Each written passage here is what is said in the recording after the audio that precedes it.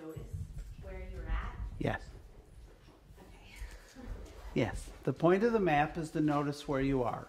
It's not necessarily to move different places, because the act of noticing is a beautiful, subtle way of inviting yourself to move without moving. Right. You'll move. By observing, you'll move. The trick of all of this is that we came here to get to know who in the world we are. Not the trick of the workshop, the trick of Earth. We came here to find out what it's like.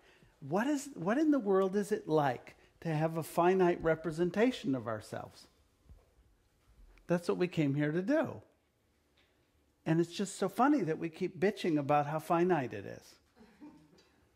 Because we came here to find out what it's like to be finite. The spirits are out there. They're looking at us and going, damn, those people are so lucky. They get to be just people. I can't believe it. They're so lucky.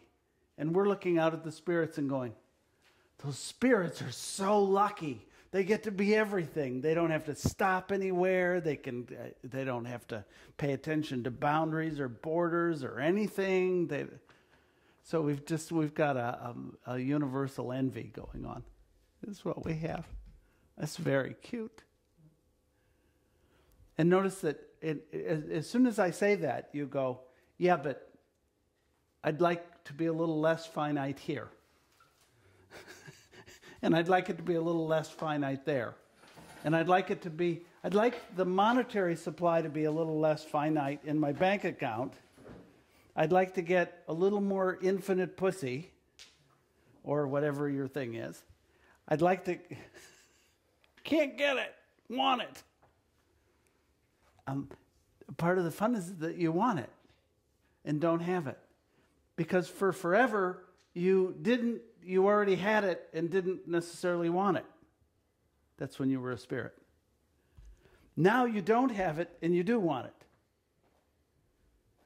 But the real joke is that you do have it, and you still want it. You still have it, and you want it. God, if I only had that. Boy, if I only had, if I had two hands, if I had two good hands, just two good hands, I could do anything. Or maybe opposing thumbs. Wouldn't that be cool? Think of what I could do with opposing thumbs. But you don't say that. You say, think of what I could do if I had three hands. We're going to do a government study, and we're going to question lots of people about what they might do if they had three hands. I think we need three hands. Annette said this morning, she was out with a friend of hers who tends to have her share of problems and some of yours. So you can say thank you to her. Because she takes on, she says, I'm not well enough to work. I can't work. I'm too sick to work. I can't work. I can't work. I can't work. And I keep looking at the want ads, and there are all these jobs, but I can't work. But I got to work, but I can't because I'm not well enough yet, but I got to work. And that says, you can't work, right? And she said, no, I can't. Well, then why are you looking at the want ads? That was greeted by silence. And then she said, maybe I shouldn't be. God, it hurts when I poke myself with this nice marshmallow stick in the leg. Oh, it keeps hurting. God, I wish it would stop hurting. We keep at it. We're so cute. We can't help it. What else? I have loads of launch today, but I'd love a thing or two from you so that you could tag this to where we are. Huge, huge, huge, huge difference to be able to tell somebody, look, this is what's going on with me. I would look at the kids and I would go, I just want you to know that I'm like this far from being really, really, really, really angry. And so if you want to assist me in getting angry, you can do what you need to do to try and get me there. Or you can just kind of know that this is it, that I'm that close. And they go, got it. That's it. That's all they need. That's all they need. It's like knowing when a sneeze is coming. You're going, I'm about 10:15 today. I'm due for a bout of huge anger. So you might want to leave the house right around 10, maybe come back at 10:45, because I will be ranting and I will be raving, and I think I'll go work at my IBM computer. Yeah, because it'll support me in having it just about 10:15.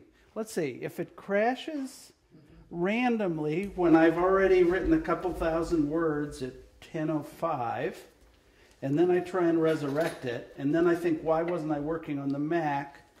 By 10:15, I should be just ready to launch. 10, 9, 8, 7. Honest to goodness, we have people graph their emotions, and it turns out that they're entirely predictable. Tuesday, 11:30 in the morning. Off they go. And they make sure that they're wherever they need to be in order to justify that it has nothing to do with a repetitious pattern. It has everything to do with who's around or what just happened. It's a setup. And we're so patterned. And we're so cute. And we keep going, I don't know why this keeps happening to me. God, I keep poking myself and it keeps hurting. And all you got to do is you got to let them know. Hey, I'm a little squirrely today. So if I'm standing here and I'm shaking my tail at you and I'm looking like I need something from you, just know that I'm squirrely. Everybody goes, okay. Yeah. And kids will help you with that. Because if they notice that you've got something going on and they don't want you to learn too much about yourself at the moment, they'll act out so that you can attribute your problem to them. It's their way of saving you. It's their way of pulling you off the track. And they'll do it over and over and over and over and over again. And your kids have done it over and over and over again. Now, how often you've noticed it, that's a different thing. But they do it constantly. Because they want to save you from anything traumatic. And whether or not you're willing to throw your body on the track, they always are. That's one of the lessons they have to teach us. So yes, I'm a little wacky today. Well, how are you today? You get to tell people how you are today. Because it's not like I need to know how you are today, because I already know how you are today. I just need to know if you know how you are today. Get the difference? Because if you know how you are today, then we're working together. But if you have no idea how you are today, then the fact that I know how you are today makes it very likely that I'm going to be the problem. We shoot the messenger. Over and over and over and over and over, we shoot the messenger. And then we go, I can't understand why I have not gotten any more messages. You know, the whole front yard is strewn with dead messengers. At a certain point, the messengers get the idea that they're going to be shot if they deliver the message. So let's not have them learn anything about themselves. I tell you, if you had been there for Jesus' teen years,